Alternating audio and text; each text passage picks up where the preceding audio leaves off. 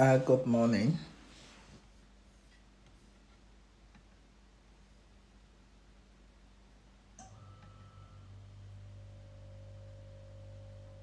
Good morning. Good morning.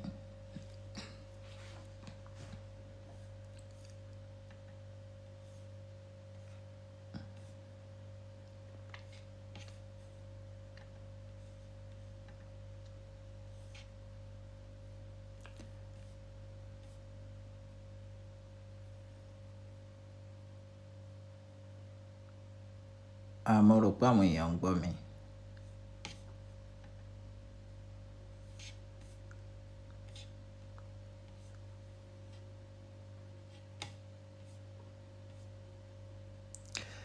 Yeah. Àwa tí a bá ń gbọ́ mi, ẹ bá wa share fídíò yìí.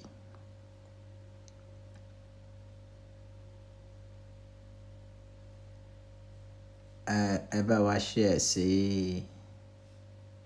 àwọn ibi tí ẹ bá lè share sí.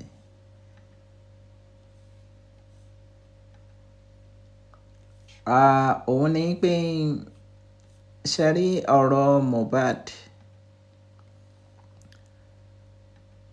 Mo ti sọ tẹ́lẹ̀ pé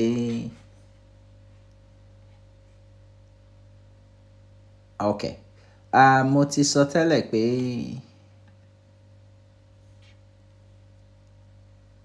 àwọn tí wọ́n ń throw owó sí bàbá Mohbad, àwọn ni wọ́n fa gbogbo problem tẹ́ ń rí tí bàbá Mohbad ló ń sign contract pé ọmọ ẹ̀ kú. And kò sí nǹkan tí a lè fi defend ẹ̀. And if they say bóyá bàbá Mohbad o illiterate ni, illiteracy is not an excuse. Wọ́n ń lo as excuse. There is every avenue, and bàbá Mohbad tẹ̀rí yẹn ń ṣe illiterate. And from my own point of view, I see him as a very greedy man. And I've said it and I will continue saying it. Gbogbo ala rí fídíò níbi tí ó ti ń castigate níbi tóun àti ìyàwó ọmọ ẹ̀ ìyẹn Wùnmí. Gbogbo ala rí fídíò yẹn. Tí mo bá rí ń bì bí mo tún ṣe lè post ẹ̀. So àwa wò pé what type of man is this man? Lórí pé ó ṣàfẹ́ jogún ìṣá. Initially I also thought pé bóyá pé ó mọ̀nà ni, but at a point ẹ rí bó ṣe ń gbé lọ, ẹ rí pé the same purpose, the same reason ló fi jáde. Purpose pé ó ti sign contract òun àti African whatever ni wọ́n ṣe attack pé Iyabo Ojo kò gbọ́dọ̀ sí o, kó back off lórí òkú ọmọ o, torí wọ́n ti ní agreement. Agreement ni pé àwa la máa sin gbogbo owó tí wọ́n bá rí ń bẹ̀. Ṣe mọ̀ pé tá bá fẹ́ sin announce pé wọ́n ti fẹ́ sin Mohbad o, kọ́mọ Nàìjíríà kí wọ́n wá dáwó. Wọ́n ti jọ sọ, and some people will still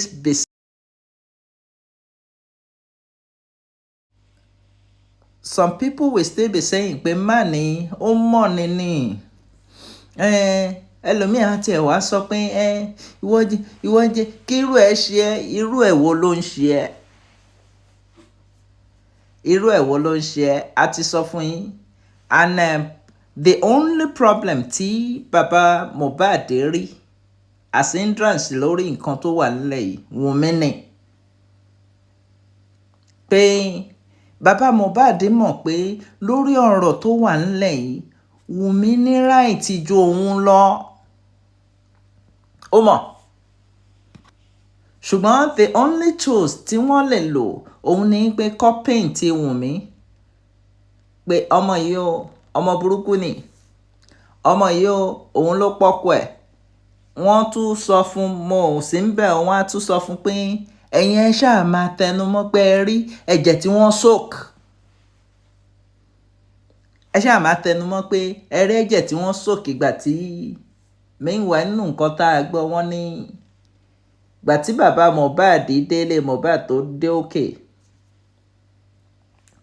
wọ́n ní ó kọ́kọ́ lọ ti yàrá Mohbad pa ẹ wá wò pé kí nìdí bóyá owó wà ńbẹ̀ bóyá àwọn aṣọ àbí property ẹ̀ kan so that a lè jogún and I keep saying it ṣẹ́rí tí ọmọ bá kú ọmọ tó bá ní property ìyàwó ní ó entitled sógún ẹ̀ bàbá tó bá fi bàbá lẹ̀ wọ́n entitled wọ́n ní share tó bá ní ìyá wọ́n ní share nínú ogún ẹ̀ tó bá ní ọmọ wọ́n ní share but ṣẹ́mọ̀ ẹlòmíà but ó tún depend lórí circumstance ẹlòmíà wò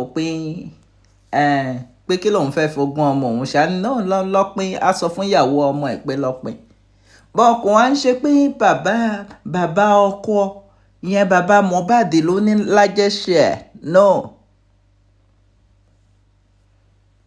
wọ́n wá ń fi we need to do DNA we must do DNA wọ́n wá fi hold ẹ̀yin into ransom pé bí òkú ẹ̀ bá ṣe ń pẹ́ àwọn máa cash in at a point wọ́n á kọ̀ gbé wá ní afẹ́sí Mohbad ń gbà báyìí o announcement ẹjọ́ nǹkan tí ọmọ Nàìjíríà bá ní ẹjẹ́ àfihàn Mohbad lọ́wọ́ àbí ẹjẹ́ àfihàn bàbá Mohbad lọ́wọ́ ṣẹ́mọ̀ òun kọ́kọ́ fẹ́ ràgàbó pé náà èmi mo ní ara reason tó fi jáde ńgbà kan tó ní this boy lára nǹkan tó sọ fún pé kó lọ sọ òun ló wá sọ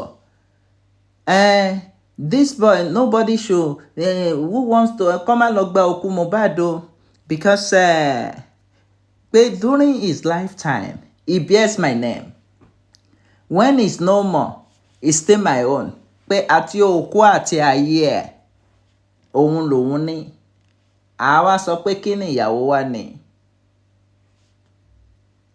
nígbà tí bàbá Mohbad bá ní àti òkú àti ayé Mohbad belongs to him kí wá ní òkú àti ayé Mohbad ó lóun lòun ní aṣọ Mohbad òun ló ní ó fẹ́ gba property Mohbad ilẹ̀ Mohbad òun ló ní so ẹ jẹ́ á béèrè lọ́wọ́ ara wa àwa tá à ń rorí pé kí ni tìyàwó kí ni ìyàwó wà ní.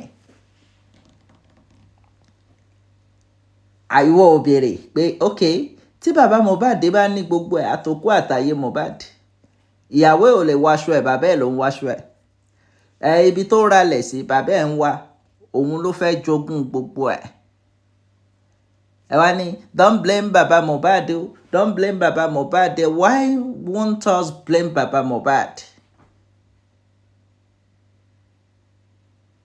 and orin tí according to bá a ṣe gbọ́ wọ́n ní wọ́n wà nù group orin tí wọ́n ní kọ́ máa kọ nìyẹn pé don't blame bàbá Mohbad o òun ló nà ọmọ ẹ o òun ló lọ́mọ ẹ o òun ló tọ́mọ ẹ o mo wá béèrè question kan pé ṣé ẹ̀yin ọmọ Nàìjíríà èmi dẹ̀ nínú bàbá Mohbad kọ́ ló tọ́ Mohbad street ló tọ́ Mohbad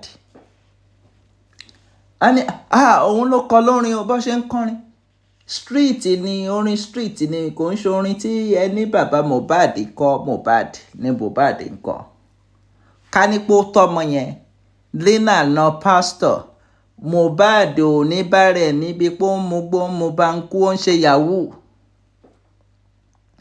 ká nípò tọ́ ní ìlànà tóun sọ pé òun tọ́mọ kò ní mu báńkú kò ní ṣe yahoo bọ̀ ṣẹ́mọ̀ Nigerians ibi tí wọ́n máa ń rorí sí ọ̀tọ̀ ni àní òun ló ní o ẹ wá ń lébẹ̀ ọmọ yẹn pé òun ló pa bàbá Mohbad ò rí àpá ibi tí wọ́n ti stab ọmọ ẹ̀ ó ń sọ fún yín pé òun ò suspect anybody then ìgbà wo ló wá dìde tó ní mo suspect lágbájá o mo suspect tamedu ẹ rí i pé òun ṣáà ń pariwo nǹkan tí wọ́n ń pariwo tán ní kó máa sọ pé DNA is compulsory we cannot bury him except we do DNA àwa dẹ̀ ń sọ fún yín pé no DNA is kó bury Mohbad ó yàtọ̀ sí DNA ọ̀tọ̀ ni DNA ọ̀tọ̀ ni ká bury Mohbad DNA ò sí lára justice ṣùgbọ́n wọ́n ṣàní kó máa sọ pé DNA wà lára o we just want justice o and DNA is not part of justice. DNA is another thing entirely and that's more reason tí mo fi bẹ̀rẹ̀ question kan pé nígbà tí Mohbad wà láyé is there any time to dispute ọmọ yìí wọ́n ní kò sí time then why the DNA wọ́n béèrè lọ́wọ́ bàbá Mohbad is there any time tẹ iṣẹ́ doubt ọmọ yìí ó ní òun ò doubt ẹ̀ ó ní nígbà tí gbọ́ ọ̀rọ̀ yẹn dáadáa ó nígbà tó àwọn èèyàn dẹ̀ ń pariwo àwọn èèyàn tí ó believe at the end of the day pé wọ́n á dáwó fóun tóun bá fẹ́ sin Mohbad that is why wọ́n fẹ́ cut Wùnmí sí apá kan cut everybody sí apá kan Iyabo Ojo tó pariwo wọ́n fẹ́ cut òun náà sápá kan àwa kú bàbá Mohbad bó ṣe sọ fún yín pé àti òkú ẹ̀ àti ayé ẹ̀ èmi mo ní and that's what they want to do òun lè fi rí ọ̀rọ̀ contract tó fi jáde pé kíní kan percent ẹgbà kíní kan percent mo gbọ́ ọ̀rọ̀ máa yẹn díẹ̀ pé ṣe mọ̀ pé kórúkọ yẹn má parẹ́ wọ́n á kọ́bì kan abájọ bàbá Mohbad ẹni tẹ́ ẹni ó mọ̀nù ó sáré lọ fẹ́yìn sí ibi tí wọ́n sin Mohbad sí lákọ̀ọ́kọ́ ibẹ̀ náà ni wọ́n tún ní intention láti sin sí ni wọ́n fi ń sọ pé àfẹ́ pósí àfẹ́ kinní kan o because gbogbo move yẹn based on the contract tí ó sign bàbá Mohbad sá lọ sí ọ̀dọ̀ Oríyọmí Hamzat pé Oríyọmí Hamzat ó ní ọ̀fẹ́ lòun ń ṣe nǹkan òun kàkà káwá gbà á tún máa ná ni ó fi sá lọ síbẹ̀ tó á wò pé tí ń bá lọ bí contract tẹ́lẹ̀ gbé mi pé òun á tún gba so percent ìyẹn ò ní mo ò ní sanwó lọ́dọ̀ Hamzat kàkà kí n sanwó lọ́dọ̀ Hamzat máa tún gbà ní torí tí wọ́n bá fẹ́ sin Mohbad á bá wa pariwo jẹ́ ń lọ fi Oríyọmí Hamzat ṣe bàbá ìsìnkú so bí ọ̀rọ̀ bàbá Mohbad ṣe introduction pa ọ̀rọ̀ bàbá Mohbad ní apá kan nìyẹn but ẹ jẹ́ á wo ohun tí Iyabo Ojo sọ lórí kíni update nípa ọ̀rọ̀ Mohbad òun náà sọ̀rọ̀ bóyá òun náà ní òun ò ní gbà ní o pé mo ò ní jáwọ́ o pé a ti ká ẹ bàbá Mohbad a ti ká ẹ àṣírí ẹ ti tú sí wa lọ́wọ́ mo ò ní jáwọ́ ẹ fẹ́ jẹ́ ń jáwọ́ ni torí nǹkan tó o máa jẹ bóyá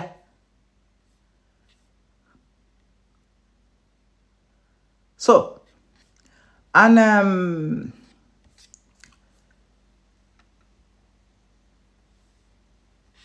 because on a good day èmi á ní èmi ti ní kí wọ́n fi bàbá Mohbad lẹ̀ kó lọ bóyá ó fẹ́ jẹ òkú yẹn ni ẹ jẹ́ kó jẹ́ and ó kàn jẹ́ pé ọmọ Nàìjíríà ń sọ̀rọ̀ síbi tí ọ̀rọ̀ wà ní this man ó ti sin ọmọ ẹ̀ tẹ́lẹ̀, and ẹni tó sáré lọ sin ọmọ ẹ̀, and this is the same person náà tó ẹni náà mo ò tí fẹ́ sin o lórí cashing, ṣùgbọ́n ọmọ Nàìjíríà ní ó ní òun ò tí fẹ́ sin ẹ̀ẹ́dẹ̀ fílẹ̀, ó ní òun ò tí fẹ́ sin ẹ fòkún ẹ lẹ̀ fún ọmọ Nàìjíríà nìyẹn fún yín. Ẹ yá gbọ́ nǹkan tí Iyabo Ojo sọ lórí kí ló ṣẹlẹ̀. I'm fine, thank you, sir. Hey. Wait, Sorry? what is really going on with this? We just want the updates. What's happening?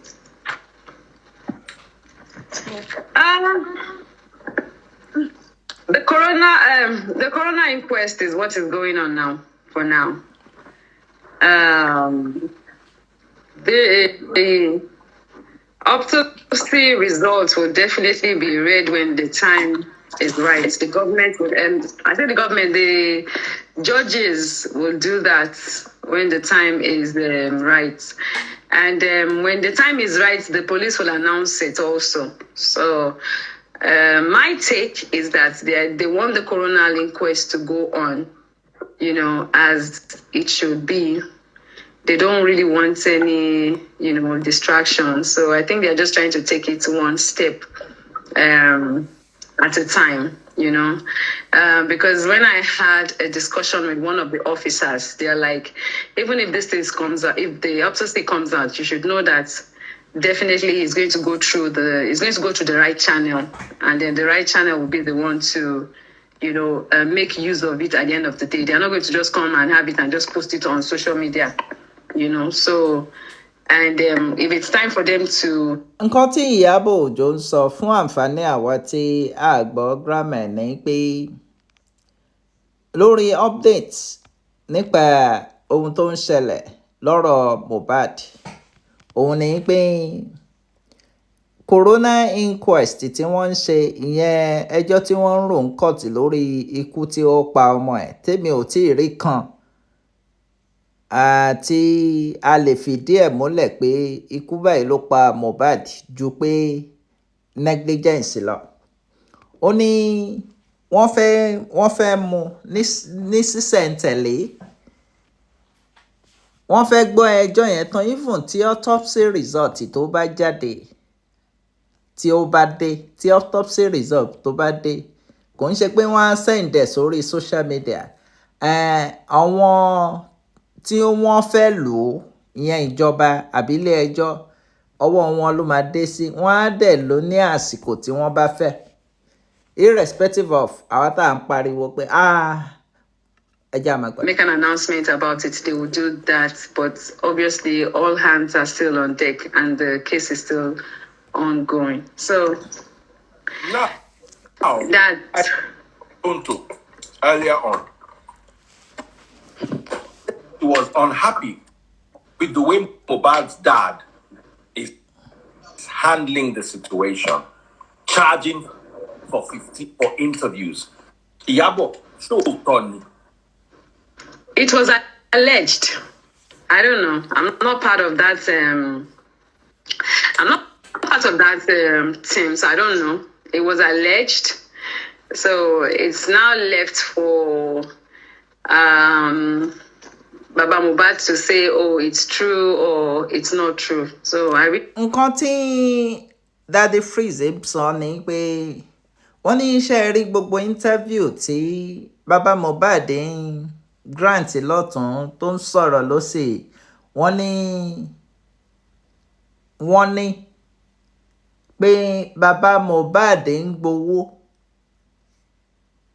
lórí pé okay ẹ fẹ́ gbọ́ irú ikú tó pa Mohbad, àmọ́ sọ fún yín, Baba Mohbad lóde yìí, ṣé mọ̀ pé Baba Mohbad ní ògo Mohbad ní Baba Mohbad ń lò ń sìn, nítorí ngbà tí Mohbad ò sí láyé, Baba Mohbad believe pé ògo òun ló ń lò, bọ̀ nísìn ògo ẹ̀ ló ń lò ń sìn, ṣé mọ̀ bí ìgbà tó jẹ́ pé wọ́n fẹ́ bá Mohbad sọ̀rọ̀ here and there.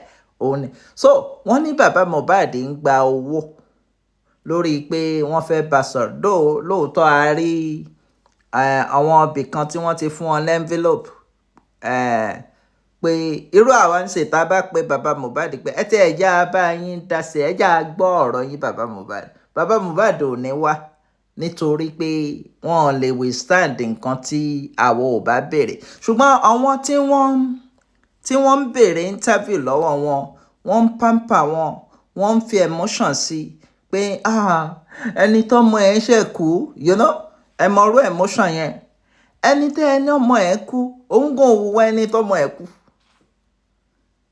òun gan ò ṣe kí ni kò wúwa ẹni tí ọmọ ẹ̀ kú. Cannot say whether that is true or not, but it was alleged, so it might be a lie and it might be true, but I really cannot say. Okay. I really cannot say. Because when I was reading through this, I was like, wow.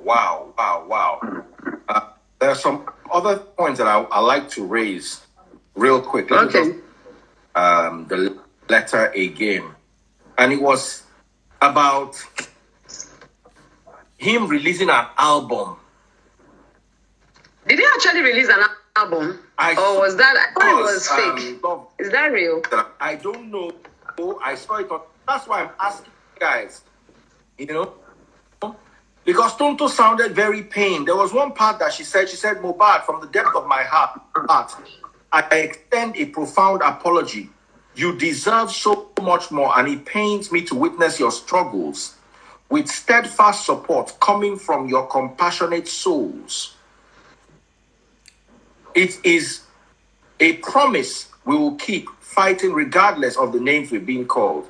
Yeah, I empathize with the harsh realities of poor condition. But when it involves your own flesh and blood, your son, it is truly heartbreaking. How is it that material things or wealth seems to outweigh the love for your own child? I noticed this myself. I may be wrong. Iyabo, what is your take on this land DNA? I agree that the DNA must be done. I commented something on Insta.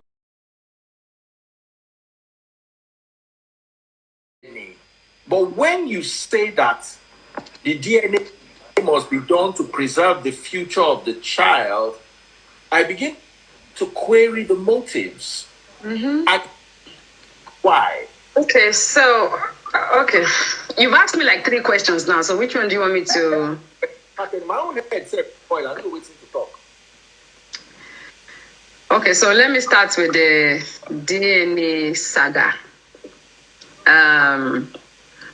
You and I know, and a lot of learned people know, that the only 2 people who have the right to ask for a DNA is the father and the mother of the child. So now, in the case where the grandfather is requesting for a DNA, it has to be done the right way. Point of correction. According to Baba Mohbad, technically, Baba Mohbad is not asking for DNA. But Baba Mohbad said it loud and clear that is not doubting the paternity of that son, Mohbad's son. Doubt it.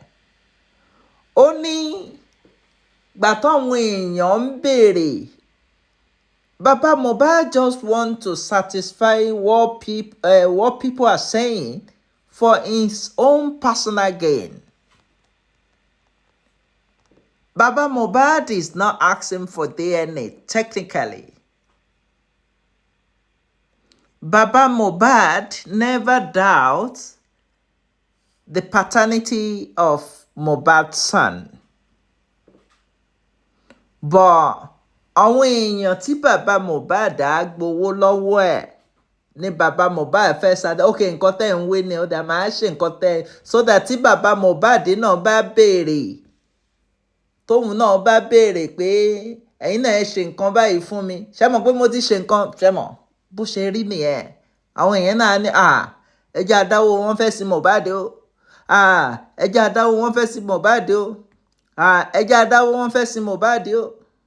Baba Mohbad is not asking for DNA. Baba Mohbad never doubt. Gbogbo yìí tẹ̀ ń gbọ́ tí Baba Mohbad sọ we want justice and DNA is a must. Nǹkan tí wọ́n ń sọ fún Baba Mohbad, àwọn tó ń control at that time, because of àtẹnujẹ Baba Mohbad, he has to be saying it out. Let's go.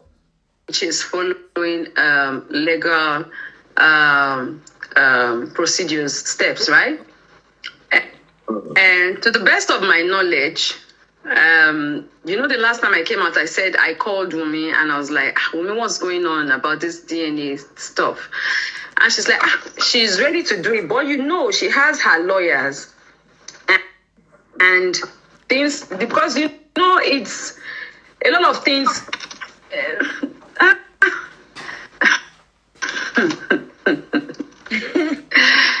Very funny. I know because I know so much, but I can only say so little, because I am one of the people that have been saying we don't want distractions. So their family matter is something I really don't want to get involved with, But the reason why I just decided to wage in and tell Fumi and tell Wumi that, look, Wumi, what about this DNA thing?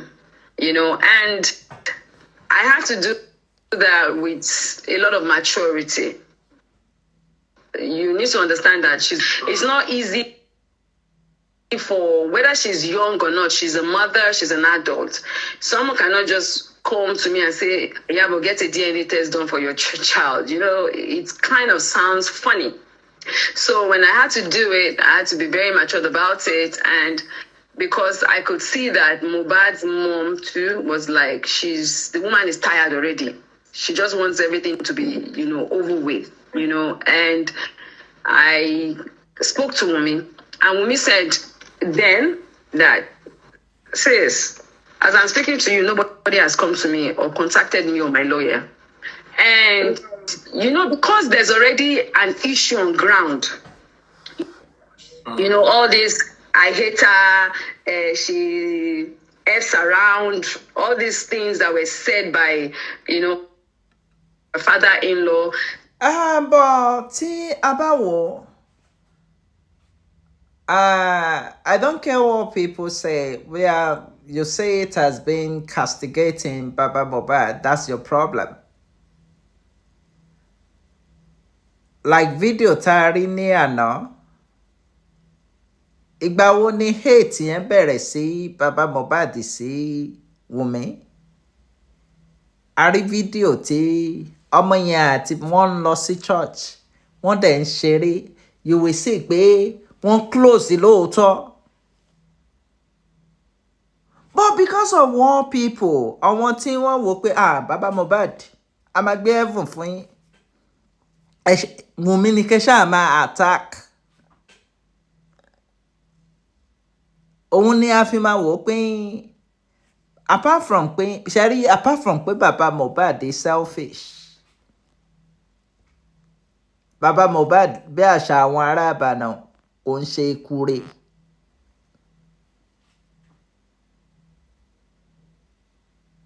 Òun ni a fi ń béèrè pé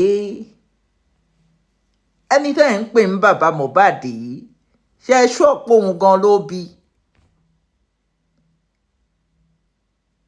Tó bá yẹ pé òun ló bí kò ní wo àwọn ìwà báyìí, gbogbo àwọn ìwà tó ń wù yìí síyàwó ọmọ ẹ̀, tí Baba Mohbad bí lè pò gbọ́ ọmọ ẹ̀ dání, kó wá béèrè lọ́wọ́ mi pé pẹ̀lú gbogbo ìwà tí Baba Mohbad wù yìí, ǹjẹ́ ó lè súnmọ́ ọmọ yẹn mọ́?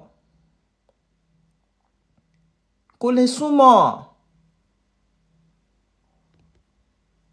Mo rántí nǹkan kan àwa tá máa ń sọ pé Baba Mohbad ó tọ́mọ. Èmi ní bó ṣe ń tọ́mọ kọ́ nìyẹn. Ẹni ó tọ́ Mohbad. Àdúrà tó jẹ́ àbúrò Mohbad, kí ni iṣẹ́ tọmọ yẹn ń ṣe, ilé ìwé wo ló wà.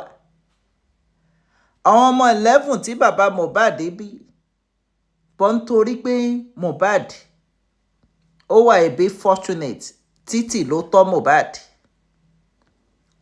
ó ní ògo tí àwọn èèyàn ń wo ọmọ yìí ó ń ṣe. In fact nígbà tí Mohbad wà láyé gan àwọn èèyàn mọ̀ wọn tó jọ wà ní títì ẹgbẹ́ ni wọ́n mọ̀ orin ẹ̀ ni wọ́n mọ̀ wọn ò mọ̀ Mohbad.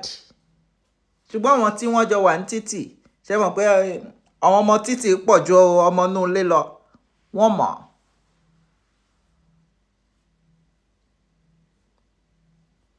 ẹ jẹ́ á continue. There's a lot of, anger, issues, emotions rolling around the whole scenario. Do you understand? And we're like trying to just calm her down to say, you know what, just take it easy. And, just for your own child, let's get this done. But she has her legal lawyers who are also, there advising her legally. And there are things that she cannot do on her own anymore, that she has to do through her lawyers. Do you understand? So the issue is that, yes, she wants to have that DNA done, but it has to go through her lawyers, which is the legal procedure. And to the best of my knowledge now, they have actually written, you understand, a letter to Ms. Lawyer, and they have also responded. They have responded. So I've also responded back.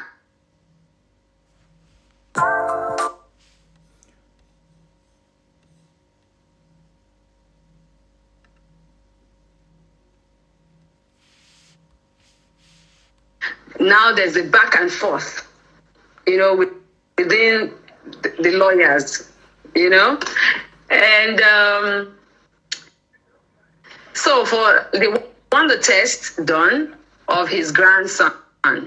They also have requested that he also needs to get a test done first.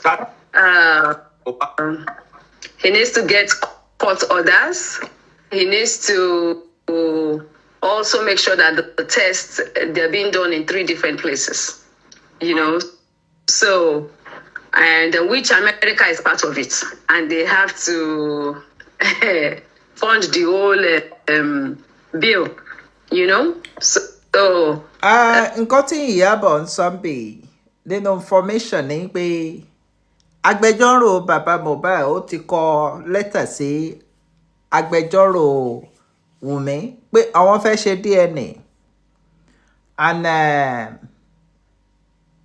wọ́n dẹ̀ fẹ́ ṣe ní oríṣi bíi 3 tí Amẹ́ríkà jẹ́ ìkànnú ẹ̀. Then as a matter of fact nísìnyí wọ́n ní àwọn òun náà wọn ò ṣe test ṣùgbọ́n ẹ̀yin ni ẹ máa sanwó test tá à ń sọ yìí. ẹ̀yin lẹ máa san, ṣe bẹ́ẹ̀ ẹ̀yin lẹ ń béèrè fún DNA, ẹ̀yin ló yẹ kẹ́ ẹ san lóòótọ́.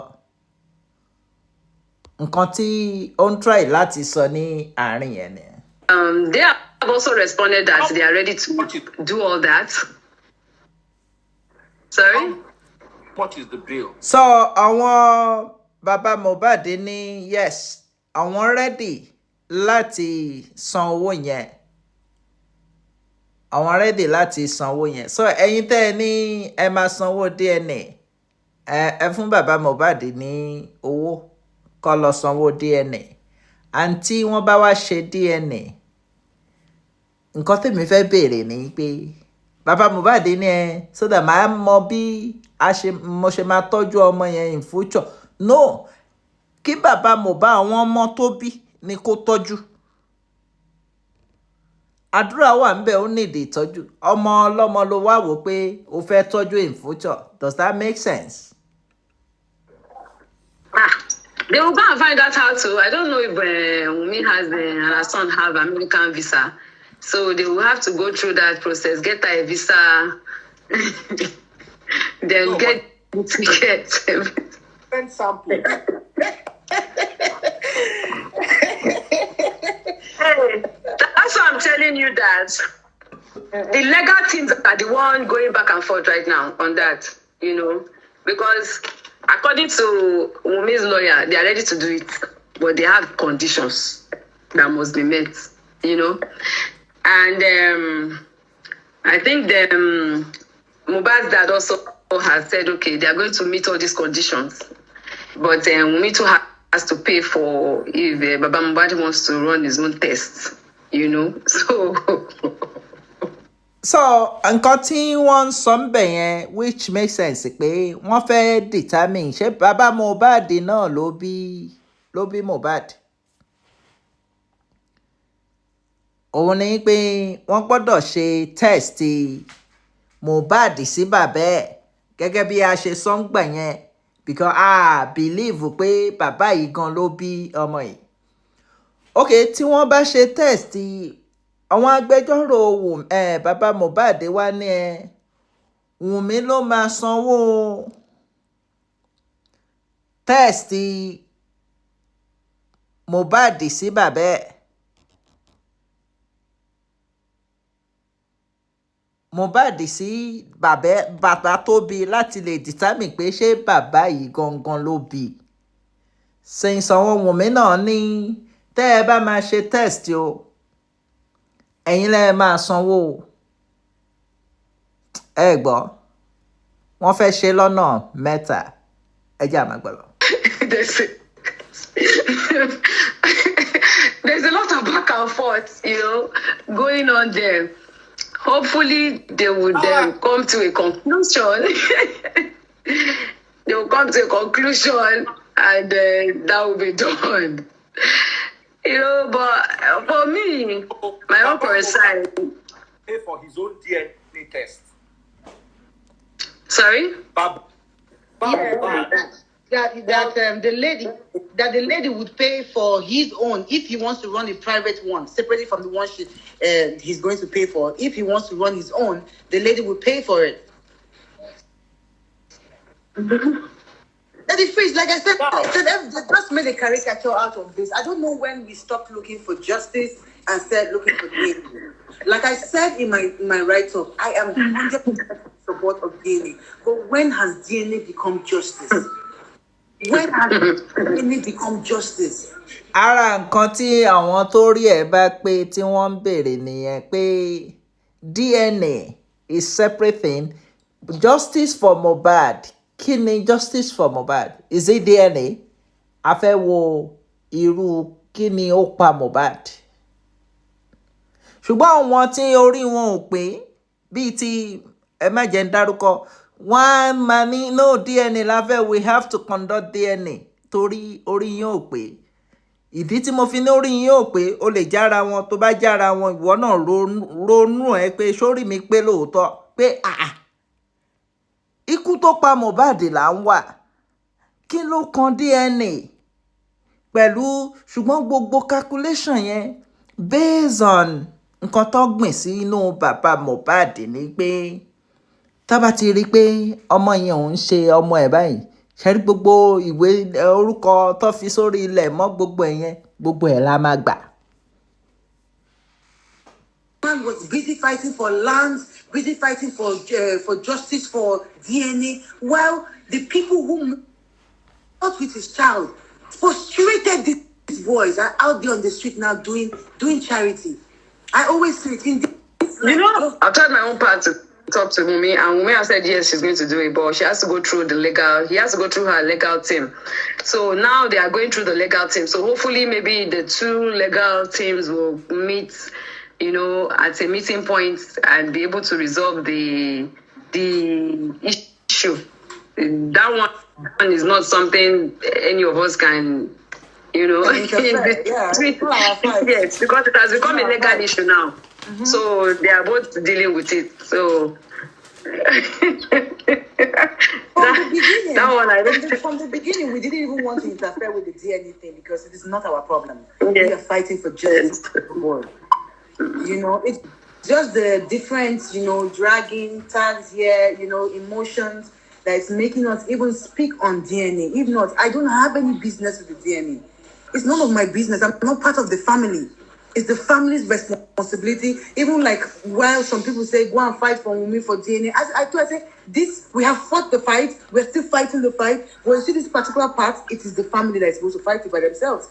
And I don't think they've already started fighting now, Tonto. I know. The legal teams are involved. I know. You understand? I know, but I'm saying at this point, recall, to have a recall, a rethink, and just a brain booster. And even I'm sure they feel some of it, feel even more. That should even, back together and have a Miss lawyer. Somebody said Iyabo is the one prolonging it. I'm not the legal team now. Am I? Do I? Is that the? You don't know that the Falano? The Falano is a lawyer now. Daddy Falana is a lawyer, so is that the Falana that and the Baba's lawyer. I don't know Baba lawyer's name. They are the one handling it. I'm not a lawyer. I'm not a judge. Our own was to create awareness and to pursue it and enforce it, and that's what we've done. So everything that we have asked that should be done, it's going on. So, assuming the corona inquest has ended and there's nothing going on again, that is when we can come out again. But the corona inquest is ongoing, So, the way court case is not today or tomorrow. It's something that takes time, and they are on it. We are there, listening to everything and watching. As long as there's a case going on, the justice is also going on. Now, let me ask you a question, the two of you. By your someone said, Iyabo, did she demand a legal team on her behalf? Demanded.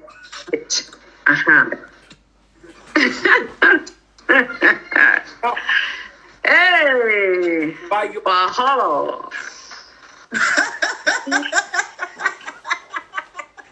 who did what? What did you say? Oh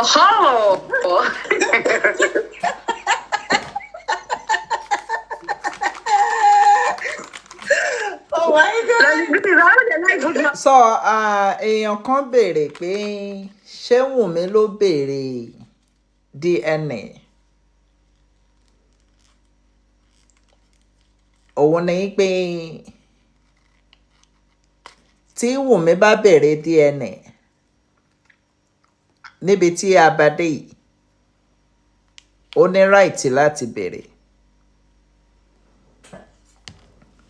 Torí Wùnmí ò fi ijọ́ kan doubt pé bàbá Mohbad kọ́ ló bí Mohbad. Bẹ́ẹ̀ náà ni bàbá Mohbad ò doubt pé Liam ń ṣe ọmọ òun. But because of social media, nǹkan tí wọ́n ń sọ fún bàbá Mohbad ni bàbá Mohbad ń tẹ̀lé pé tó bá jẹ́ pé DNA kó lè satisfy àwọn èèyàn. And nǹkan tí Wùnmí náà gbọ́ pé tó bá jẹ́ pé bàbá yìí ló bí Mohbad lóòótọ́, kò yẹ kó ṣẹ̀yìn ẹ̀ báyìí.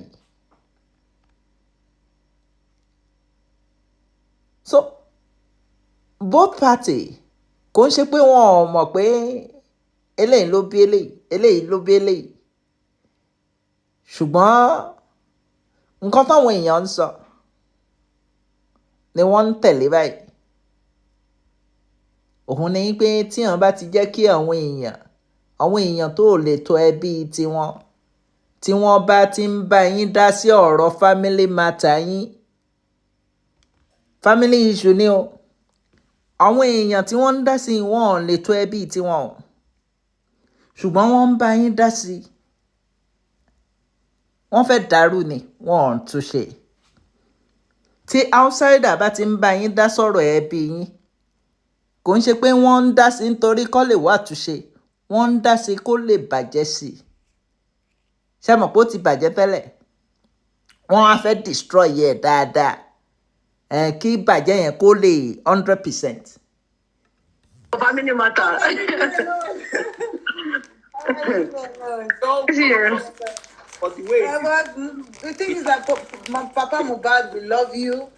We love you. We're not fighting with you. We're not fighting against. We're not fighting with you. We're not fighting against you. We just want you to do the right thing by your family and your son. You know, I'm a child. I can't even give you advice. You know, even if I make mistake, I don't believe that the same mistake I Is it make. true you signed a contract? Is that contract true? Well, from inside this, yes, but like you said, everything is alleged until maybe Yash blow. You know, so Daddy Free, is there any other question for me? Any question of the day? me, Mommy, mo fẹ́ gbé question yẹn lọ. Ó ti sú èmi gan mi ìlẹ̀ parọ́. I can't. Wow.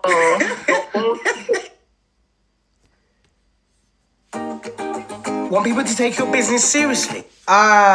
Òun nìyẹn pé ọ̀rọ̀ Mohbad ọ̀rọ̀ tó wà nílẹ̀ yìí ṣe mọ̀ like what I said pé wọ́n ní wọ́n fẹ́ immortalize Mohbad ṣe mọ̀ pé ọ̀rọ̀ tó sọgbọ́n bẹ̀ ni wọ́n fẹ́ gbé síbì kan bí mo ṣe gbọ́ lẹ́nu máa yẹn ni pé wọ́n á gbé síbì kan àwọn èèyàn á máa fi owó wá wò ó mo ní Barrister tó kọ orin tó mọ́gbọ́n wá gan wọn ò gbé síbì kan pé káwọn èèyàn wá máa wò Fẹlá gan wọn ò gbé síbì kan pé kó gbé èrè ẹ̀ síbì kan pé ẹ wá máa wò ó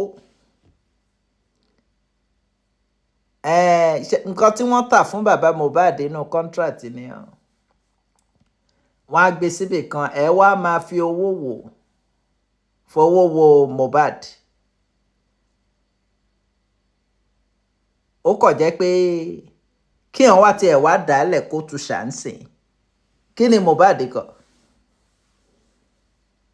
gbogbo orin tó ń kọ ìgbésí ayé fámìlì ẹ̀ ni àti àwọn tí wọ́n ń lé àǹfààní wo ni wọ́n rí nínú orin tó ń kọ ju pé ó ń sọ̀tàn ìtàn ń pa fámìlì ẹ̀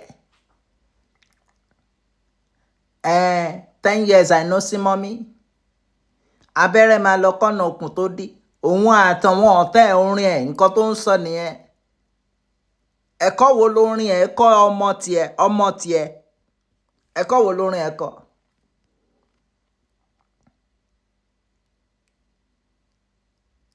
àníyàn ń kọrin orí títì ó dàbí ká sọ pé ok lára orin tó kọ náírà ló gbọ́mọ fún mi I'm not a womanizer ó ní kíni orin wọ ẹ̀kọ́ wo ló mú wá débi pé ẹ wá ń wò pé ẹja gbé síbì kan káwọn èèyàn wá máa forí owó wò.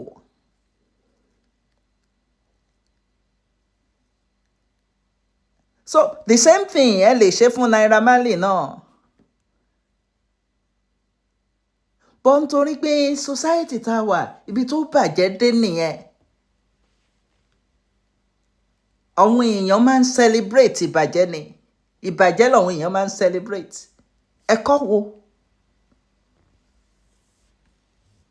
ẹ̀kọ́ wo ni orin Mohbad ń kọ́yàn ẹ̀kọ́ wo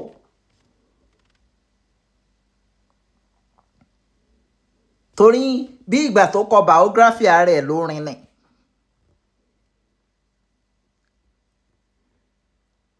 gbogbo orin tó ń kọ nípa ẹ̀hún àti fámìlì àtàwọn tó ń lé ni kò ń ṣe pé orin kan tó ní ọmọdé tó bá fẹ́ ṣe léyìí ọmọdé ní sùúrù kódà nínú nǹkan tó sọ pé ìyá òun sọ fóun pé kíyàn fi ẹ̀sọ̀ jayé orin ó mọ mẹ́sẹ̀gì tó ń pàṣẹ mẹ́yẹn ó ní òun sọ fún ó dàyẹ́ ẹ̀ lóhùn pé tóun bá fẹ̀sọ̀ jayé báwo lòun ṣe fẹ́ ralé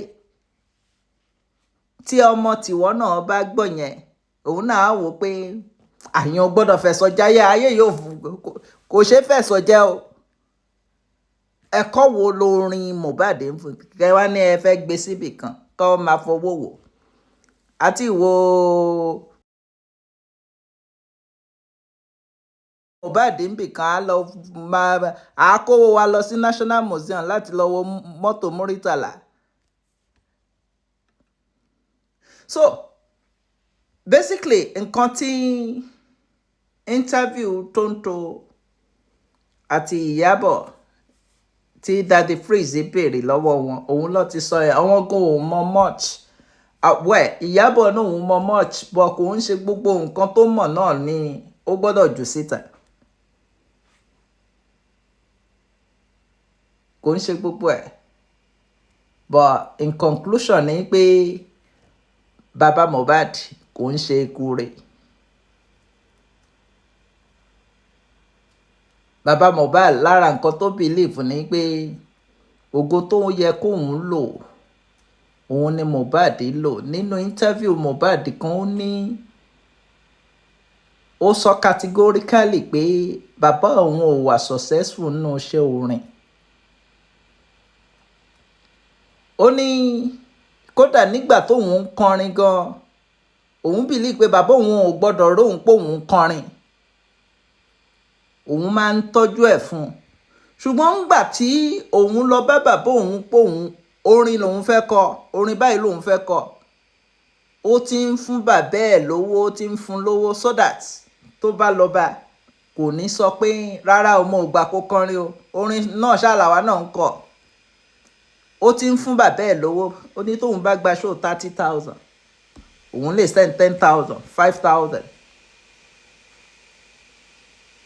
ọmọ yẹn dẹ̀ gbìyànjú ń gbà yẹ bàbá Mohbad ló yẹ olójú kòkòrò olè kò tó gbogbo nǹkan tọmọ yẹn ń ṣe fún kò tó nígbà yẹ opportunity ló wà wò pé tígbà ayé ò bá sàn wọn tí wíwà láyé Mohbad ò bá sàn wọn àìsí Mohbad ó yẹ kó lè sàn wọn òun ni hustle tẹ́rí pé ń hustle kiri yẹn ẹni tẹnu ń mọ̀nù ẹ̀rí ní Agégélé ní ẹ̀rí ń Sókótó lọ́la ẹ̀rí ń Ìbàdàn lọ́tùlà ẹ̀dẹ̀ ni ó ń mọ̀nù bàbá Mohbad ò fi ọjọ́ kan mọ̀nù Mohbad ọjọ́ kan gbogbo film trick èmi ń sọ bí èmi ṣe rí ni o má bínú o tó bá bínú problem ti ẹni ẹ ṣe rí gbogbo èyí tí ó ń dẹmọ pé òun fẹ́ sunkún lórí TV yẹn it's just dẹmọ ni ó ń bá yìí sympathy tìyín ni báwa ṣe rí nìyẹn kò jẹ́ bó ṣe jẹ́.